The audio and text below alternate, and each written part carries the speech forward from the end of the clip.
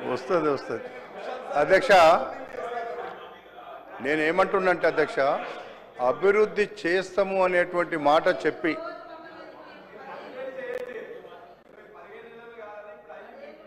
చేస్తాం అభివృద్ధి చేస్తామని అధ్యక్ష, మన ముందే ఉంది హుసేన్ సాగర్ ఉంది. మనం హుసేన్ సాగర్ అంటాం. హుసేన్ సాగర్లో కొబ్బరి నీళ్లు తయారవుతాయి అని చెప్పిండ్రు అధ్యక్ష.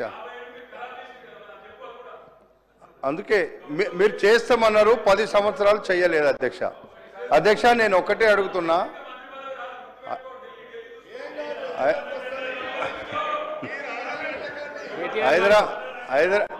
అధ్యక్ష కేటీఆర్ గారు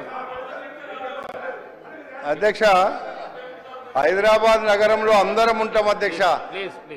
అధ్యక్ష హైదరాబాద్ నగరంలో మనం జిల్లాలలో నియోజకవర్గంలలో ఎక్కడ ఉన్నా అందరు హైదరాబాద్ నగర వాసులే అధ్యక్ష. తర్వాతనే జిల్లాలు కాన్స్టిట్యున్సీలకు వెళ్తారు. ముందు హైదరాబాద్ నగరాన్ని అభివృద్ధి చేయాల్సినటువంటి అవసరం ఉందా లేదా అధ్యక్ష? ఎవరమున్నా ఏమి చేసినా కాంగ్రెస్ ప్రభుత్వం హయాంలో మేము కూడా ఉన్నాం అధ్యక్ష. ఆ రోజు రాజశేఖర రెడ్డి గారు ముఖ్యమంత్రి ఉన్నప్పుడు కావచ్చు, అంతకుముందు కాంగ్రెస్ ప్రభుత్వం అధికారంలో ఉన్నప్పుడు కావచ్చు, తర్వాత కాంగ్రెస్ పార్టీ అధికారంలో ఉన్నప్పుడు ఔటర్ రింగ్ రోడ్ తెచ్చింది అధ్యక్ష, ఎయిర్పోర్ట్ తీసుకొచ్చింది అధ్యక్ష, హైటెక్ సిటీ నిర్మించింది అధ్యక్ష. ఇలాంటి కార్యక్రమాలు చేసింది కాంగ్రెస్ ప్రభుత్వం అధ్యక్ష. మేము కాదంటలేం. మీరు కొన్ని ఫ్లైఓవర్లు కట్టినరు, కానీ ట్రాఫిక్ పోయిందా అధ్యక్ష? ట్రాఫిక్ ఎక్కడ కూడా ఈరోజు రోజు రోజుకు పెరుగుతున్నటువంటి జనాభాకు అనుగుణంగా హైదరాబాద్ నగరంలో రోడ్లు కానీ, డ్రైనేజ్ వ్యవస్థ కానీ, మంచినీటి వ్యవస్థ కానీ ఇప్పటికి కూడా తయారు కాలేదు అధ్యక్ష. దాని మీద రేవంత్ రెడ్డి గారు ముఖ్యమంత్రి అయిన తర్వాత ఈ ప్రభుత్వంలో హైదరాబాద్ నగరాన్ని అభివృద్ధి చేయాలనేటువంటి ఒక తపనతోని, అభివృద్ధి చేయాలనేటువంటి ఒక దూర ఆలోచనతోని కొన్ని కార్యక్రమాలు తీసుకున్నటువంటి మాట మీకు కూడా తెలుసు అధ్యక్ష. ఎందుకంటే హైదరాబాద్ నగరంలో ఉన్నటువంటి జనాభాకు, హైదరాబాద్ నగరానికి ఉన్నటువంటి విస్తీర్ణానికి చాలా తేడా ఉంది అధ్యక్ష. అందులో హైదరాబాద్ నగరం, మన అందరం కూడా ఈ నగరంలో ఉన్నాం, కానీ హైదరాబాద్ నగరంలోనే రోజు రోజు పెరుగుతున్నటువంటి జనాభాకు అనుగుణంగా ఇంకొక కొత్త టౌన్ కట్టాలనేటువంటిదే 4th సిటీ ఒక ఉద్దేశం అధ్యక్ష. అక్కడ నిజంగా మీరే చేసిండ్రు. అక్కడ ల్యాండ్ అక్విజిషన్ అనేటువంటిది 10 సంవత్సరాల్లో టీఆర్ఎస్ ప్రభుత్వం చేసిన గొప్ప పని అధ్యక్ష. కానీ ఆ గొప్ప పనిలో విషము నింపేటువంటి కార్యక్రమం ఉంది అధ్యక్ష.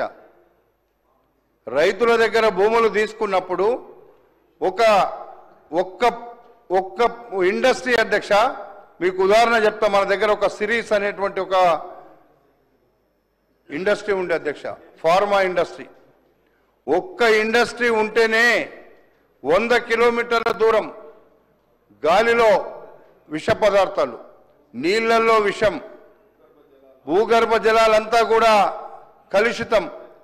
అలాంటి పరిస్థితి ఉన్నటువంటి పరిస్థితిలో 20,000 ఎకరాల్లో ఫార్మాసిటీ కట్టి ఎవరిని ఇబ్బంది పెట్టడానికి హైదరాబాద్ నగరానికి 15 కిలోమీటర్ల దూరంలో ఉన్నటువంటి ప్రాంతంలో మీరు ఫార్మాసిటీ కడుతున్నామంటే ఎవరికి మంచి జరగాలని కట్టిండ్రు అధ్యక్ష? అందులో ఎవరికి మంచి జరగాలని లేదు. అది కేవలం రైతుల దగ్గర భూములు తీసుకొని ఆ రోజు మీరు తీసుకున్నటువంటి నిర్ణయాన్ని మేము వ్యతిరేకించినాం అధ్యక్ష. భూములు తీసుకుంటప్పుడు వ్యతిరేకించినాం.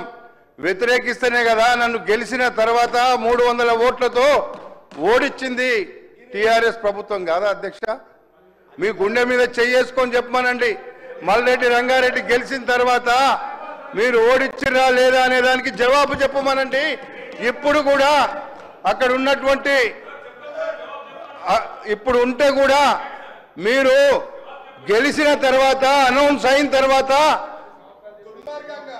6,000 ఓట్లతో గెలిస్తే మీరు అక్కడ పోలీసులను పెట్టి అధికారం ఉంది 80 సీట్లు వచ్చినాయని ఆ రోజు ఓడించిన మాట నిజం కాదా అధ్యక్ష? ఫార్మాసిటీ కోసం మీరు జిల్లాలో చూసినారు అధ్యక్ష. ఈ మోసం చేసి రాలేదు అధ్యక్ష. మోసం చేసినప్పుడు మేము ఆ రోజు ఊరుకున్నాం. ఆ రోజు మీకు అధికారం ఉంది అనేటువంటి మీకుండేటువంటి బలంతో పోలీసులను పెట్టి అక్కడ నన్ను తరిమేసినటువంటి పరిస్థితి మీ అందరికీ తెలుసు అధ్యక్ష. అందుకే నేను ఏమంటున్నంటే అధ్యక్ష, హైదరాబాద్ నగరంలో ఉండేటువంటి సమస్యల పరిష్కారానికి మీరు చేయలేకపోయి ఉండొచ్చు, మేము చేయాలనేటువంటి ఈ ప్రభుత్వం చేయాలనేటువంటి ఒక కృతనిశ్చయంతో ఉంది. మీరు చేయడానికి సహకరించమని ఈ సందర్భంగా నేను కోరుతున్నా అధ్యక్ష. అధ్యక్ష,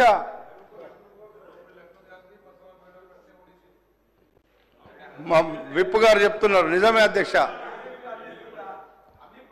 ఎన్నికలలో ఎవరు ఏం మోసం చేసినా ప్రజలు మోసం చేయరు అధ్యక్ష.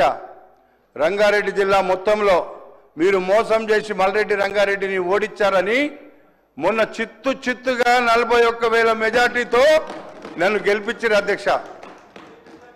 మీరు ఇవన్నీ మీరు కూడా అర్థం చేసుకోమని మా సోదరులందరినీ కూడా కోరుతున్నా. ఎప్పుడే కానీ ఎవరికైనా మోసం చేయాలని చూస్తే ప్రజలు మనకే మోసం చేస్తారని గుర్తుంచుకోమని కూడా ఈ సందర్భంగా నేను మనవి చేస్తున్నా అధ్యక్ష.